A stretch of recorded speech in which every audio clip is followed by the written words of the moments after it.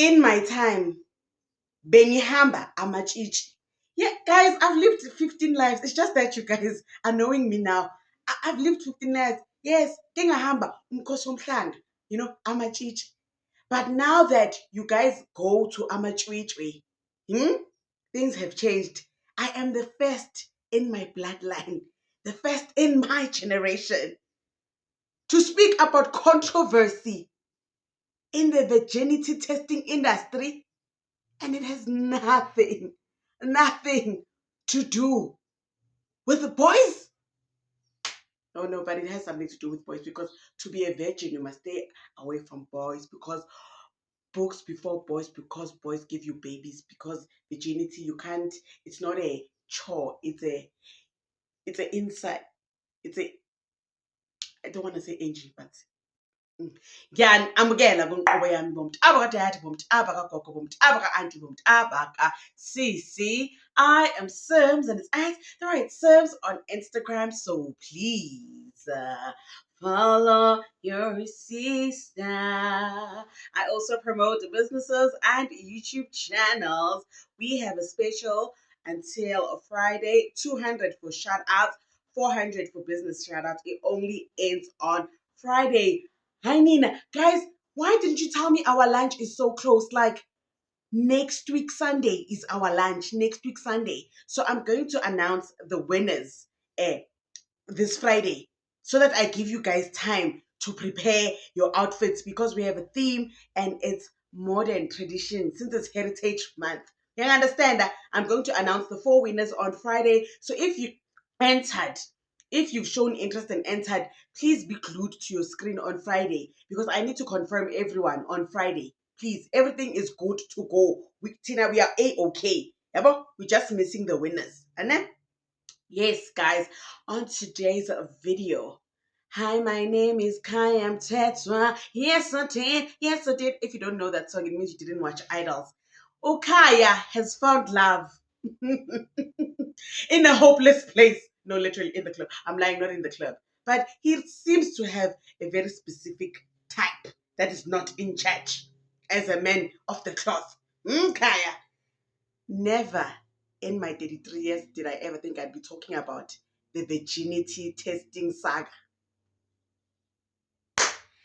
And my colleague there in London, Rue Kani, has done a phenomenal job with the Dubai Porta Potty documentary. Speaking of London, we've got connections everywhere, okay? In Britain, yes, in the UK, yes, we have got management, okay? There, Umalungisa is a realtor. He's part of management, and he also has a channel. And we have to support him as aspiring property owners all over the world. He's going to give us tips, tricks, and tricks of the real estate world. When to buy, when not to buy. We see him doing his thing a day in a life as a South African living abroad and working remotely as a real estate agent realtor. Realtor! Hmm? No, guys, we are international. Malungisa, take it away.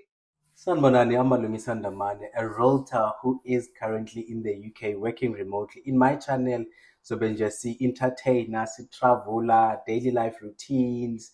And as umthengisi wezindlu, I'll be sharing tips, guys, with you on my property, what's happening on the market, when is the right time to buy, and explore UK nje, ama-hidden gems. I hope sizohlala sonke. Hayi sana lwami.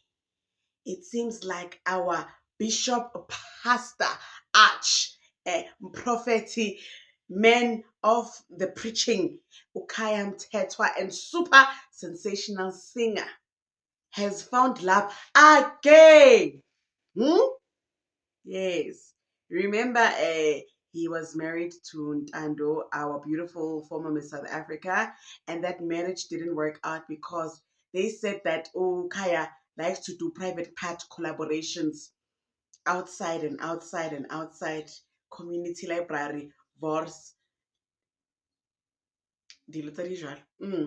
and then he found love in Nomzamo Bata, and then there was a beef between Nomzamo and Jessica. I'm lying, I don't know.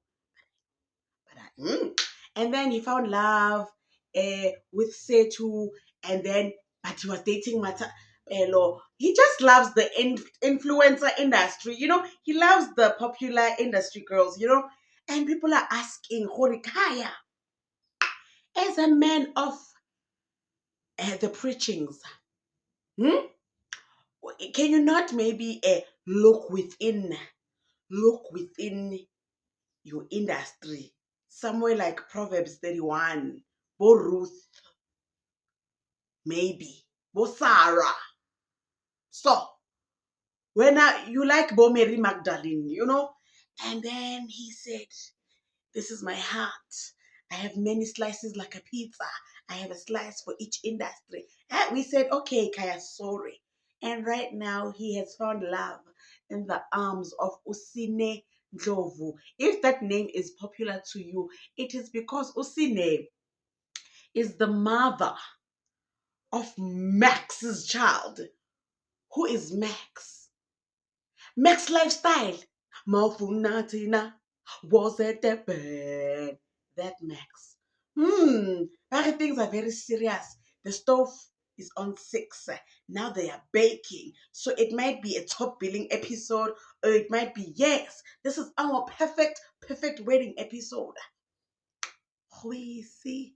Will we get an invite? No. Why? Because we are talking too much about Kaya. So he does not want us at his wedding. But we have people that know people that might come there. Speaking of Durban news. Ow. Sana. Recently, every year, right? The maidens go to Umkhosi Womhlanga. What is Umkhosi Womhlanga? Okay, so every province has different regions, right? Where girls who are proud virgins, and they do the virginity testings, ukhlolwa and bayagida, and they teach you the ways of being a divine woman, Every year, all the girls from all the provinces go to Umkhosi Womhlanga, where ukha umhlanga uphathe umhlanga. The whole point of going to Umkhosi Womhlanga is to grab that reed. It's like the reed dance. The whole point is to hold that reed. And when I used to go, yes, guys, I went. I went until I was 16, and then when I was 17, in matric, I did the sexualia. One time, I was pregnant. Ironic enough, my second name is Mary. First time, a boy. I was pregnant immediately. I was like, yeah, this is what you get for a pap. And that time I was in matric, and I was the only girl that didn't know a boy naked. And it felt like, I don't know, there was no pressure. I don't know what was going on in my mind, but I thought I had to prove something to the boy. Next thing, today, he's going to be 16, me, 33. Does the maths line up? No. Why? Because I was a child, having a child. Oh, nasty business. Anyway, when in my time, you used to hold that reed, and then there was a superstition that said, if that thing broke, it means you are not purified water. In fact, you are sparkling water. You have sparkled in the boy's house. So that's the whole point of Umkhosi Womhlanga, or Pata Umhlanga. Now, the latest controversy is that the girls that were registered, because this thing goes with registration, it has forms, because there's logistics behind Umkhosi Womhlanga, because they have to book tents, there's food. You understand that? Now you guys are there on TikTok making this now an aesthetic thing. Apparently, girls that are not registered with any region also rocked up there. They were coming V-class. They came in expensive cars. They were doing it for the TikTok trend, for the vibes. Sicela intombi zihlolwe zijoyine omama abahlolayo. Sicela intombi ziyekele uqasha amabhasi nama V-class zemhlangeni zingaziwa lapha. Asikwazi ukuthi sithi sihlolwa sonke ngoba sineminyaka eminingi kangaka. Siqhamuke sesibona wena emhlangeni. Kuyona leminyaka engaphezulu kwa10 esihambile, asikazi sikubona nakweyodi camp. Kodwa siyakwazi ukubona lapha emhlangeni. Siyabaza abantu esihlola nabo bonke laba enginabo la Ngiyabaza asibona ngisho abantu abahlala ngandawonye. Sazana emacampini kanje ngokuthi sibiyintombi siyakwazi ukuhlangana sazana. Siyacela ninyeke lento ukuthi mangabe nine trend la naziwa khona nidume ngakhona bese ngicabanga ukuthi ngale matshitshini nizokwenza kanjalo because ningcolisa isithunzi sethu sonke. Bafethu ucela ihloniphe into esenzayo nathi siyakuthanda nathi ukuba nezinto eziright siyakuthanda nathi ukuthanda abantu abanemali nani kodwa siyakwazi ukuhlonipha singakwenzi lokho sikwazi ukuthi sifuna ukumela umuntombi awukwazi ukuqala ngento egcina ngako ufike uenjoy life ugcine ngokuzoba ichichi ematendeni siyafika asinayo indawo yokulala kulela abantu abangekho kuma forms asuke ehanjiswe omama amatshitshi abhalisa ukuthi nginamatshitshi awu100 mase makwenziwa amatende kuyazi ukuthi kumgungundlovu silindele intombi eziwu500 uma sufika wena ngebhasi lakho noma nge class yenu nina eningaziwa la nizothatha indawo yethu nithatha umhlanga wethu benza lo TikTok lo usufikile kuyatrendwa awukwazi ukutrenda ngento umkhosi omhlanga umthandazo. They were not registered.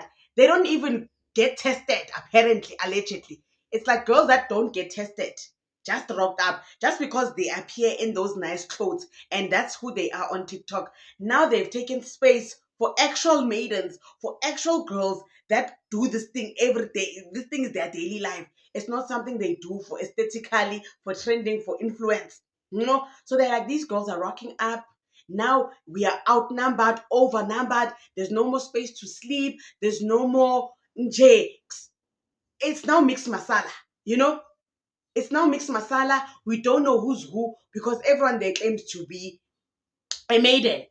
But we see you on TikTok taking showers with boys.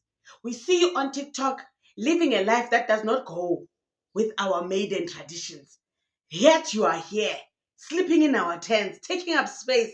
Oh, Zozibini, with that take up space. I don't think this is what she meant. But anyway, so the girls are like, no, guys. Leave this thing to us that really do it. Because now you're going to spoil our name. You're going to ruin our traditions. You're going to ruin our ecosystem. But you guys know what I'm saying. Yeah, it was a whole big thing. It was even on Ukozi FM.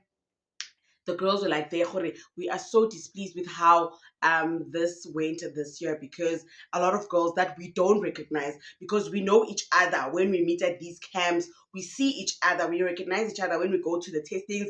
Yet there were girls that were there that don't get tested. Girls that we only see on TikTok and they don't align with us, but yet they are here.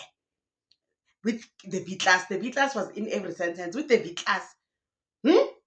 So what do you mean? I knew when Mama Law said, things would change. When they became tweetwees, things changed. Nakoge. You know?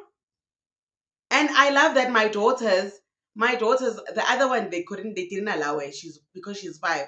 My daughter has taken the same route.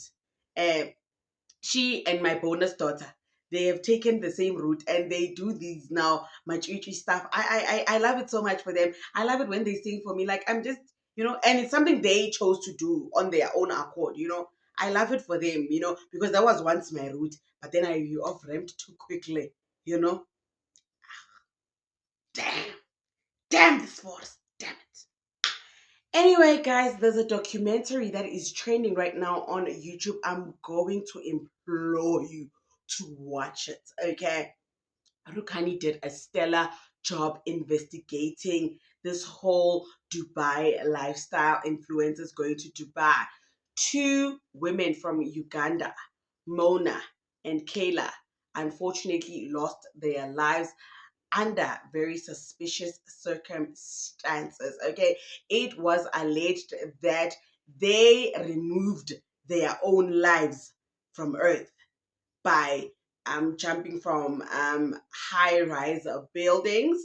But when Rukani was piecing 2 and 2 together, we could see there were very suspicious circumstances, and they were brought to Dubai under false pretenses. It's not you. False pretenses, right?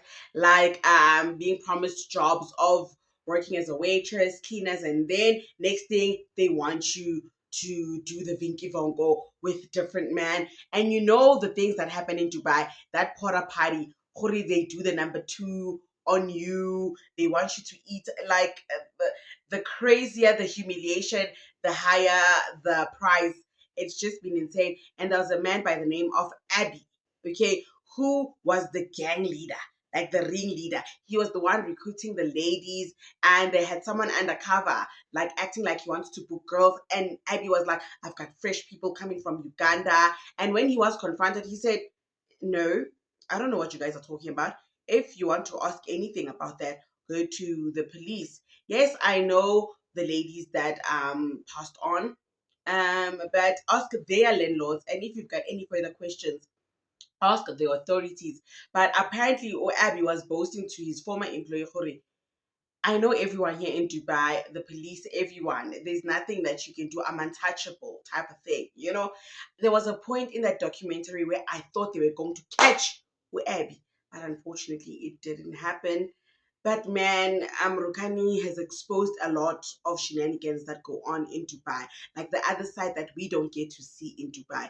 And I was really like clutching my pearls. I was shook, and I was also sad for the families. Okay, because Kayla, they said that there was drugs and alcohol in her system, but the brother had the lab records and they were like there were no traces of that stuff in her. And these ladies lost their lives within a year of each other.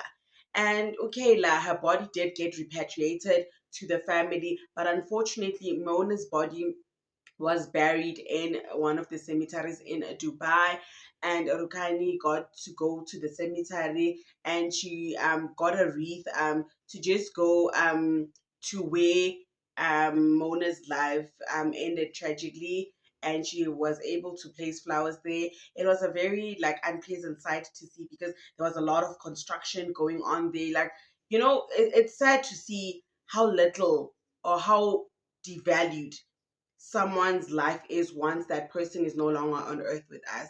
It was just a painful documentary to watch. And man, my condolences to both families for what they are going through, and to all the people that are in Dubai against their will or under false pretenses, thinking they're going to improve their lives until they are going into the most horrific situation they've ever anticipated. Man, kuzolunga, guys. And don't forget that I'm announcing the winners of the lunch on a Friday. Please, please, please, everyone on Friday, be here. I thank you.